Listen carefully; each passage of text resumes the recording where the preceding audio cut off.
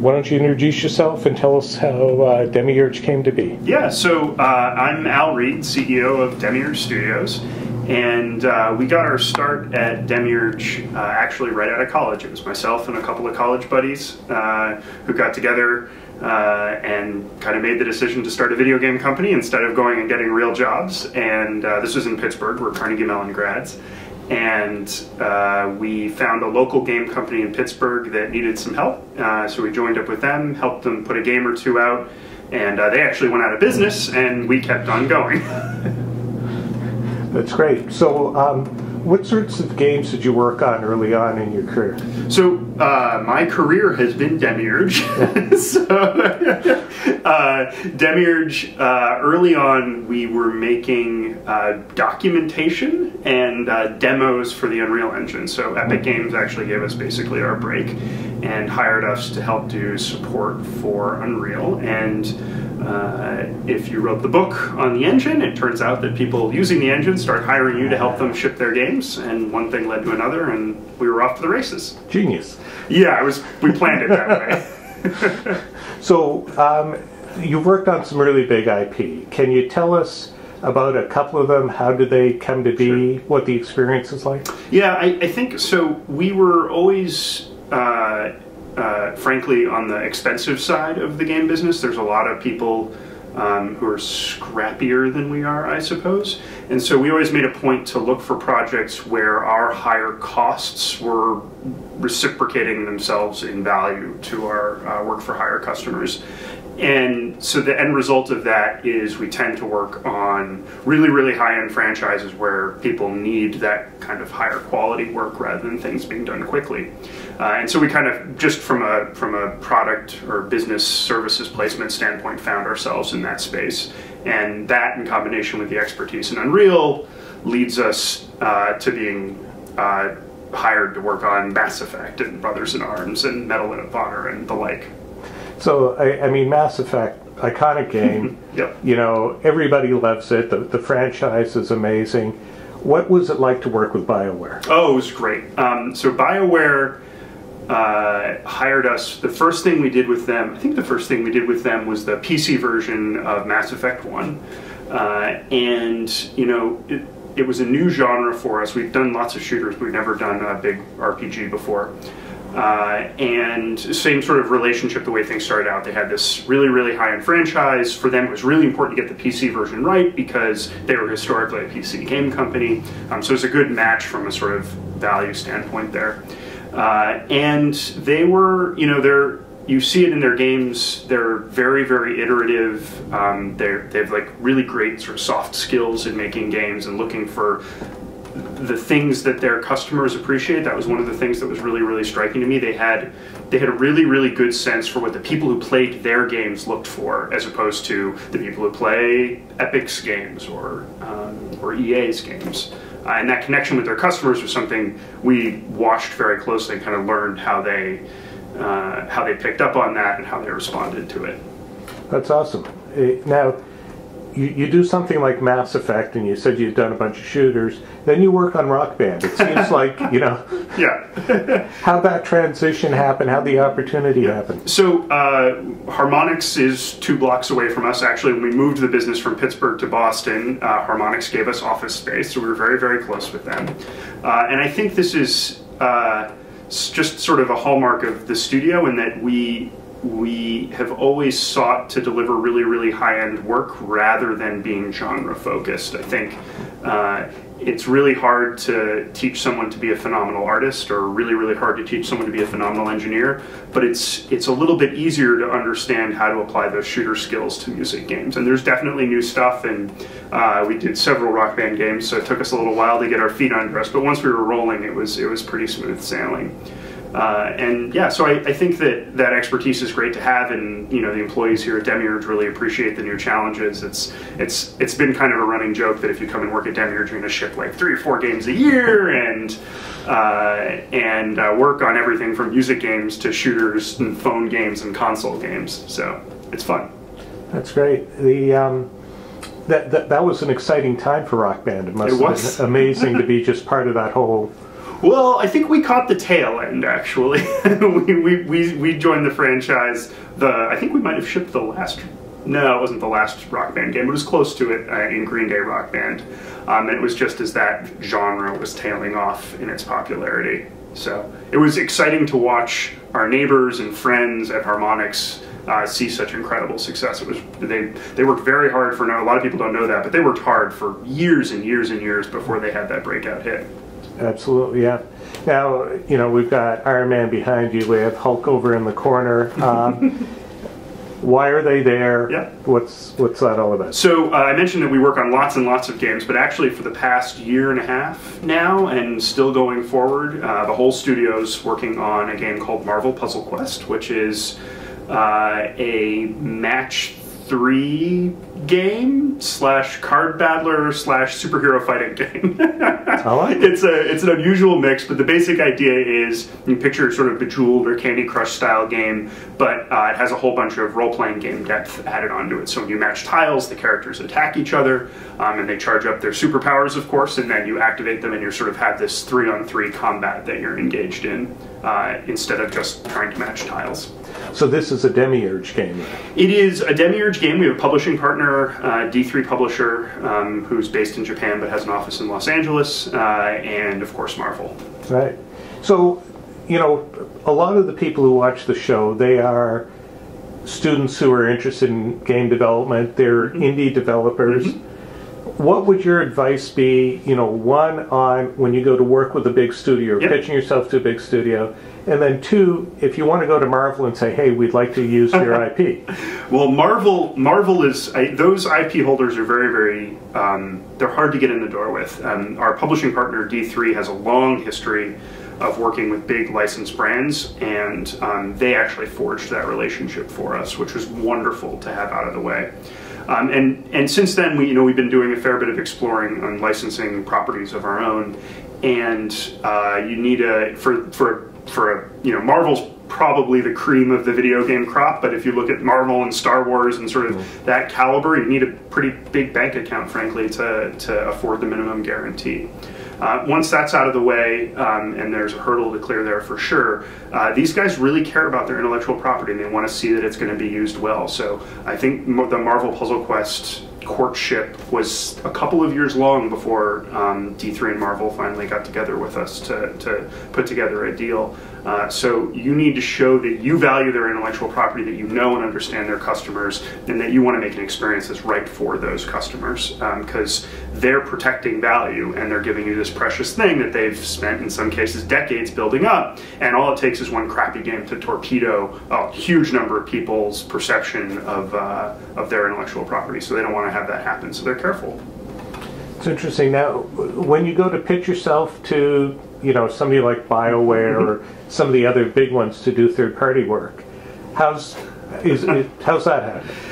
I mean, for us, we got our start because Epic was recommending us to people who needed Unreal help. So if you can do that, great. I mean, beyond that, it's on the work for hire side, it's an industry of relationships and knowing people. So the best thing you can do is go to GDC and DICE and meet people and get to know. There's, it's a remarkably small industry, in particular on the side of people who are hiring external studios to do development. So the story I love to tell is we pitched our first, in the very early days when we thought we could go do a big console title, the 5 of us. We pitched a game and shopped it around to all publishers, and we took it to Vivendi, who's, I think, whatever, they're different now. This was 11 years ago. They used to own Blizzard and a bunch of other companies.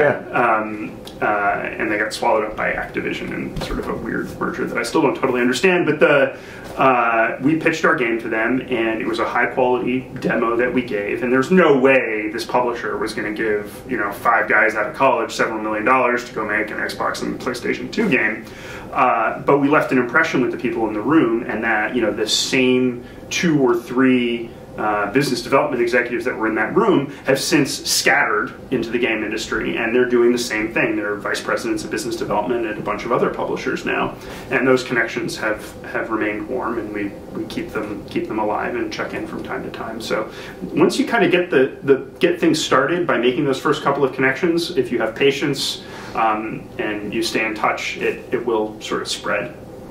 Now, if somebody's in school right now and they want to be you, Albert, they say, that's my goal in life. You know, if I have a chance to be independent but still work on well-known stuff, that'd be awesome. What sort of advice would you give them? Is the environment still the same? Could somebody pull off what you did? I think, I mean, it depends on the space you want to go into. You know, the work-for-hire business that we got started in is really, really challenging. And it's not right for everybody. I think we had a vision of building Demiurge as a studio where people with families and who had outside interests in things could come and work.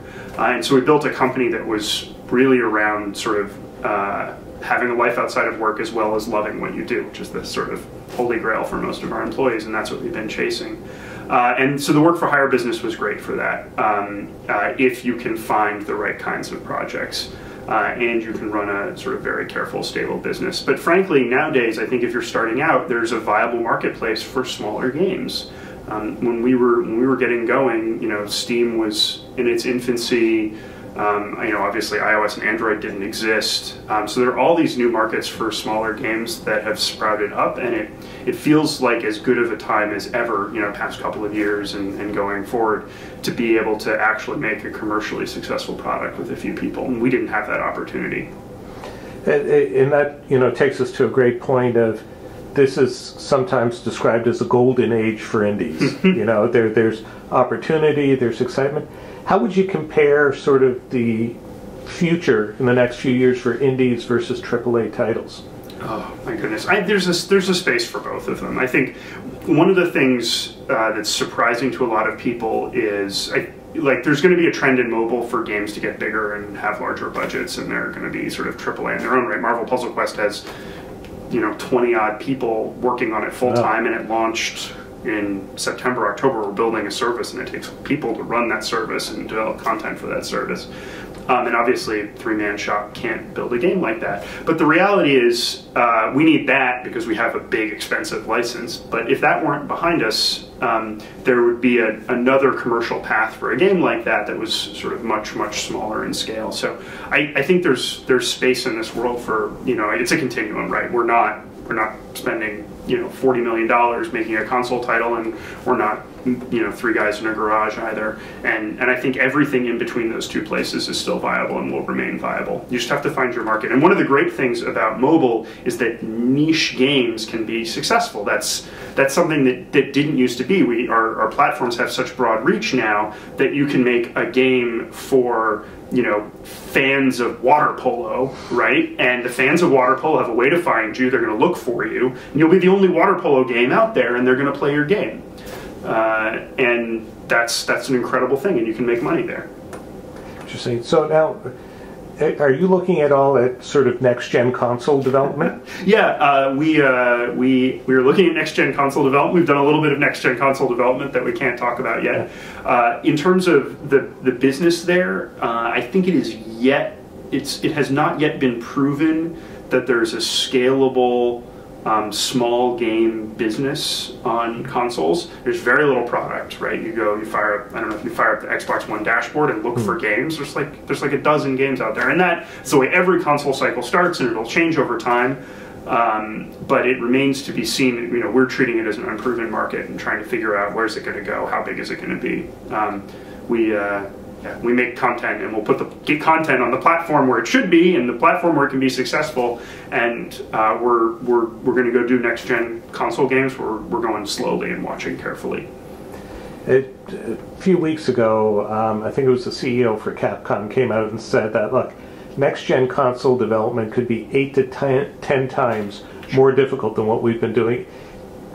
Why is that? You know, what's your sense? Is he exaggerating? I think it can be. It doesn't need to be. There's nothing particular about those platforms that requires extra effort. I think if you're in the AAA space, it's tough, right? Like you're competing with Activision and Call of Duty and Titanfall and, you know, Bungie making Destiny. And if you want to play in that space and compete with those guys, yeah, I suspect they're spending many multiples of what they spent on the last generation. But I don't think that's required by any stretch of the imagination. Now, free-to-play. Is Marvel Puzzle Quest free to play? Yep. And how do you differentiate sort of how to do that well versus, let's say, how Dungeon Keeper screwed up? Sure. So Marvel Puzzle Quest is free to play. I have not yet played Dungeon Keeper. I've only read a bunch of negative things, but to be frank, when Marvel Puzzle Quest first came out, there were plenty of negative comments about it, though on the App Store we were sitting at 4.5 stars, so obviously people were finding value in what we were presenting them. I think it all comes back to creating a game where the microtransactions in the game are delivering real value to customers, right? We're building, and I've said game as a service a couple of times now, and we're building what we hope to be very, very long-term relationships with our customers, right? You know, Clash of Clans and the games at the top grossing charts, in general, I think respect their customers, and they've been there for a very, very long time. So we want to take the long view with Marvel Puzzle Quest, and that means when somebody buys something in our game, we want them to think like, yeah, that was a good deal. I would do that again. Because if somebody comes in and monetizes once, that's kind of a wash for us. We need them to almost be subscribers to the game, and that's how we look at that business, a subscription business. Would you ever consider offering that up to players that, look, give us $5 a month? We would have done that if Apple allowed it, okay. But they don't. Interesting. Yeah. Excellent. For people who may want to work for you, let's go down that path for a couple of minutes. What is it you look for in a newly graduated artist or a programmer? So for folks without any actual industry experience, we look at their out-of-industry experience. So that could be that they pumped gas for 6 summers on the Cape Cod, I guess, in Massachusetts, where we are. And it could be that they had a class project that they worked on together and want to give us a chance to play and experience that game. So we certainly think that if you want to make video games, you really ought to just do it. You don't need to be at a company to make video games nowadays. And then show us what you've done. And that's important. To make it, from an application standpoint, make it very easy for us to see what you've done. Make sure there's a video or something up on the App Store that we can quickly download and check out. That's always nice because it makes everything tightly packaged for the engineers and artists to evaluate and have a killer portfolio if you're an artist. For programmers, it's a little harder for them to have a portfolio. It's harder to evaluate programmers as well. What do you think helps you find a great programmer? So, we recruit at a small handful of schools around here, and obviously are at Carnegie Mellon, where we got our start. So that's a place where we actively seek out students. And as an engineer, I think you need to show a thing that you have made just as anything else. And most of the engineers getting started are starting out as gameplay programmers. And that means that's actually, of all the engineering disciplines, fairly straightforward to demonstrate. And so show us a piece of gameplay that you've created. Awesome. Now, just shifting back to the industry for a second, and I may reorder these in the That's totally fine. The opportunity, for a while there, really narrow on platforms. There was PC, Xbox, PlayStation. Now you've got all these mobile flavors, you got Windows, all this stuff. How do you deal with the expansion of the number of platforms? It's a big technical challenge. So at Demiurge, we've developed a proprietary engine called Soul, and we shipped Shoot Many Robots on that engine, and that shipped on Xbox 360 and PlayStation 3 and PC. And since then, with Marvel Puzzle Quest, we've expanded that to include PC or iOS, Android, Xbox One, and we're going to get started on PlayStation 4 shortly. So for us, it's a sort of strategic decision that we want to be content creators, and we want to be able to put our content on every platform where it makes sense for our content to be. And so we develop tools and processes and ways of working that make that possible. But it's an ongoing technical challenge for sure.